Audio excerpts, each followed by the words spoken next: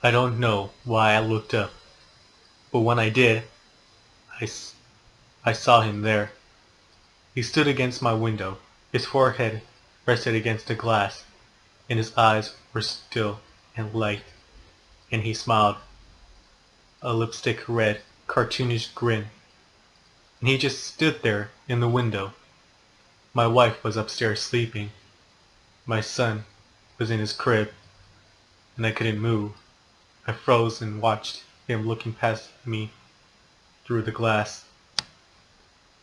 Oh, please no.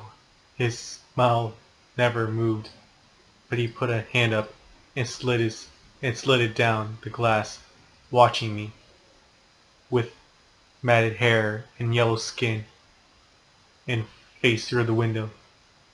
I couldn't do anything. I just stayed there, frozen, feet still in the bushes.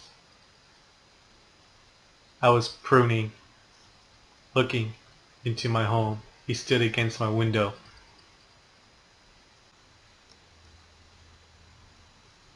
A young girl is playing in her bedroom when she hears her mother call to her from the kitchen. So she runs downstairs to meet her mother. As she's running through the hallway, the door to the cupboard under the stairs opens, and a hand reaches out and pulls her in. It's her mother. She whispers to her child, "Don't go into the kitchen. I heard it too."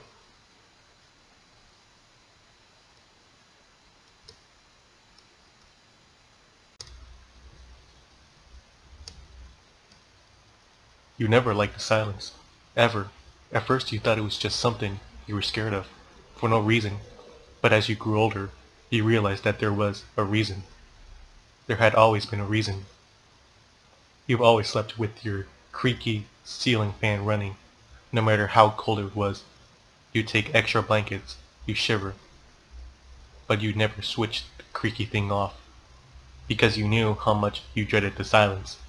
Because you knew once that once it was silent, you'd hear them.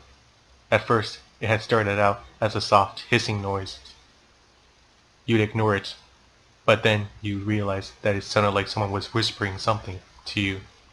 It took you time to decipher them. You finally did. You'd never forget that. They had told you about the underworld, hell, the place where everybody went once they died.